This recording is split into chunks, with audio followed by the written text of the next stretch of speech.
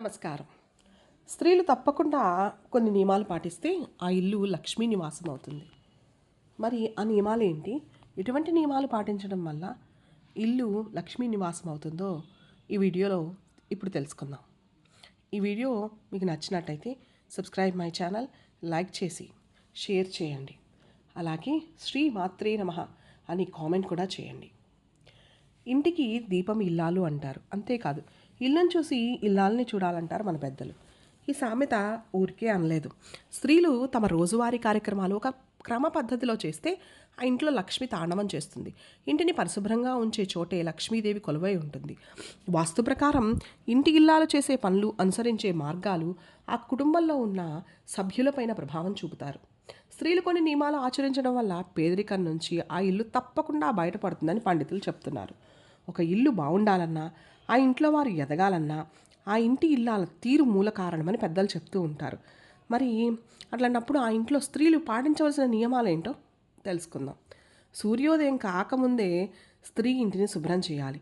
బారెడు పొద్దెక్కిన తర్వాత లేచి శుభ్రం చేస్తే ఆ ఇంట దరిద్ర దేవతను వస్తుందన్నమాట. ఉదయం నిద్ర లేచిన వెంటనే తమ నుదిటిపైన బొట్టు ఉండేలా చూసుకోవాలి. చాలామంది బొట్టు పెట్టుకోకుండా తిరుగుతూ ఉంటారు. ముఖం కడుక్కోకుండా, పళ్ళు తోముకోకుండా వంటగదికి, పూజ గదిలోకి అయితే అస్సలు వెళ్ళకూడదు.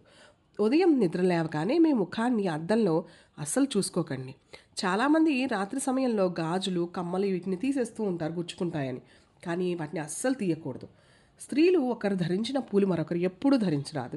ఇంట్లో తలపెట్టే మంచి పనులు ఏవైనా శుక్లపక్షంలోనే చేయాలి. అంటే అమావాస్య నుంచి పౌర్ణమి వరకే చేయాలి.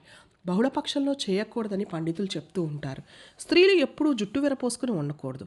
ఇది జ్యేష్ఠ దేవి స్వరూపానికి చక్కగా సరిపోతుంది. అందుకని జుట్టును విరబోయకూడదు. ఇది ఇంట్లో మంగళ కార్యాలకి విఘ్నాన్ని కలిగిస్తుంది. ఎప్పుడైనా ఎవరికైనా ఏమైనా ఇచ్చేటప్పుడు కుడి చేత్తో ఇవ్వాలి, ఎడం చేత్తో అస్సలు ఇవ్వకూడదు. సుమంగళి స్త్రీలు రాత్రివేళ అలిగి ఆహారం తినకుండా నిద్రపోకూడదు.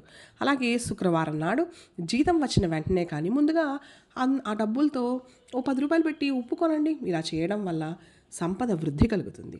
స్త్రీలు ఎప్పుడైనా దిండుపై కూర్చోకూడదు. ఆళ్లవాడనే కాదు, ఇంట్లో ఎవ్వరూ కూడా దిండ్లపైన కూర్చోకూడదు. ఇంటి ఇల్లాలు నోటి నుండి ఎప్పుడు పీడ, దరిద్రం, శనిపీనుగా, కష్టము ఇట్లాంటి పదాలైతే వినిపించకూడదు. ఇంట్లో దుమ్ము, ధూళి, సాలిగుళ్ళు దరిద్రానికి హేతువులు కాబట్టి ఇంటిని ఎప్పుడూ పరిశుభ్రంగా ఉంచుకోవాలి. స్త్రీలు ఎప్పుడూ కోపం, చికాకుతో ఉంటే ఆ ఇంట్లో అస్సలు సంతోషమే ఉండదు. అందుకే చీటికి మాటికి చిరాకు పడకుండా కుటుంబంతో సహనంగా, సన్నిహితంగా మెలగడానికి ప్రయత్నించాలి, వ్యవహరించాలి. ఇంట్లో మగవారికి మంగళవారం క్షవరం చేసుకోవడం, గడ్డం గీసుకోవడం అలాంటివి చేయకుండా చూసుకోవాల్సిన బాధ్యత ఇంటి ఇల్లాలదే. కొత్త బట్టలు ధరించేటప్పుడు దానికి ఏదో ఒక మూల కొంచెం పసుపు రాయాలి. ఇక సువాసిని స్త్రీలు నలుపు రంగు వస్తువులను కానీ వాటిని ధరించడం కానీ ఎప్పుడూ చేయకూడదు. అలాగే ప్రతిరోజు భోజనానికి ముందు కాకికి అన్నం పెట్టాలి. ఇలా చేయటం వల్ల పితృదేవతలకి సంతృప్తి కలుగుతుంది. అలాగే కాకికి భోజనానికి ముందు కుక్కకు భోజనం, అంటే భోజనానికి ముందు కాకికి పెట్టాలి, భోజనం తిన్న తర్వాత కుక్కకి పెట్టాలి. కొబ్బరికాయ చిప్ప తాంబూలంగా ఇచ్చేవాళ్ళు 3 కళ్ళున్న భాగం తాము ఉంచుకొని మిగతా భాగం ఇతరులకైతే ఇవ్వాలి. ఉప్పు, మిరపకాయలు, చింతపండు ఎవరికైనా ఇచ్చేటప్పుడు చేతికి ఇవ్వకూడదు, కింద పెట్టి తీసుకోండి అని చెప్పాలి. సూర్యాస్తమయం తర్వాత తలదువ్వడం లాంటివి చేయకూడదు. ఇలా చేస్తే లక్ష్మీదేవికి ఆగ్రహం వస్తుందట. ఆడవాళ్ళు కాలిపై కాలు వేసుకొని కూర్చుని ఆ కాళ్ళను మళ్ళీ ఆడిస్తూ కూర్చోవడం, ఒంటి కాలుపై నిలబడడం, ఎక్కువగా ఊగుతూ పనిచేయడం చేయకూడదు.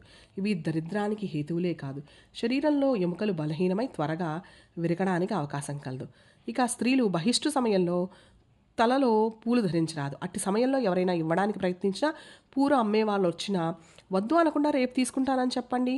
ఇంట్లో ఏదైనా బాధాకర సంఘటన జరిగినప్పుడు పలకరింపు వచ్చేవారిని ఎదురెళ్ళి ఆహ్వానించకూడదు. అలా చేస్తే ఎదురెళ్ళి అశుభాలను ఆహ్వానించినట్టే అవుతుంది. అలాగే పలకరించి వెళ్ళేవారు వెళ్ళేటప్పుడు వెళ్ళొస్తానని చెప్పకూడదు. ఇంట్లో శ్రాద్ధ దినాలుంటే శ్రాద్ధం ముగిసే వరకు ముగ్గు వేయకూడదు. శ్రాద్ధం అయిపోయిన తర్వాతే ముగ్గు వేయాలి.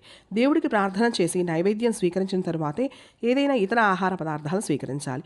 అంతేకాని ముందు మనం తినేసి ఆ తర్వాత దేవుడికి నైవేద్యం పెడితే ఇంట్లో నుంచి లక్ష్మీదేవి వెళ్ళిపోతుంది. ఇంటిని శుభ్రం చేసిన వెంటనే ముందుగా స్నానం చేసుకోవాలి. అంతేకాని ఏ మధ్యాహ్నం తర్వాత స్నానం ఆచరిస్తే ఆ ఇంట్లో పేదరికంతో పాటు బాధలు తప్పవు. ఇంట్లో రోజుకు ఒక్కసారైనా దీపం పెట్టుకుంటే చాలా మంచిది. ఇంట్లో పాజిటివ్ ఎనర్జీ పెరుగుతుంది.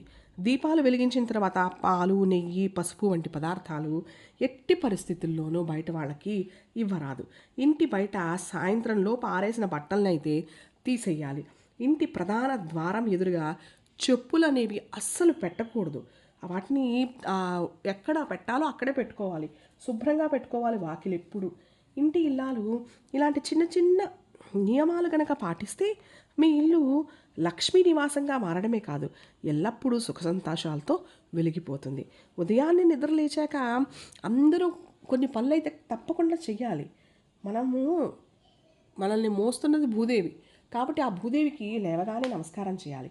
మన ఇంటి ఆవరణలో ఉండే తులసి మొక్కల్ని లేదా గోమాతని పొద్దున్నే చూడండి. మన మొహం మనం చూసుకోకుండా ఉదయం నిద్ర కుడివైపు నుంచి లేవాలి. మీ అరచేతుల్ని చూసుకోవడం వల్ల అంతా శుభమే జరుగుతుందంటారు. ఏ వస్తువు చూడాలి, ఎవరిని చూడాలి అనుకుంటే మీ ఇంట్లో పిల్లలు ఉన్నారనుకోండి, వారి ముఖం చూసి లేవండి.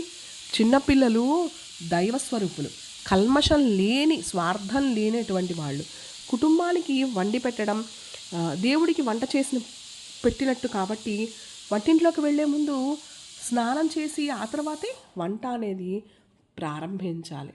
ఇలాంటి మరిన్ని మంచి వీడియోస్ కోసం మా ఛానల్ని లైక్ చేయండి, షేర్ చేయండి, సబ్స్క్రైబ్ చేయండి. మీ విలువైన కమెంట్స్ రూపంలో తప్పకుండా తెలియచేయండి. అలాగే బెల్ ఐకాన్ని ప్రెస్ చేయండి. కొత్తగా మేము ఏ వీడియోస్ అప్లోడ్ చేసినా వాటి నోటిఫికేషన్ మీకు రావాలి అంటే please press the bell icon, please subscribe our channel. నమస్కారం.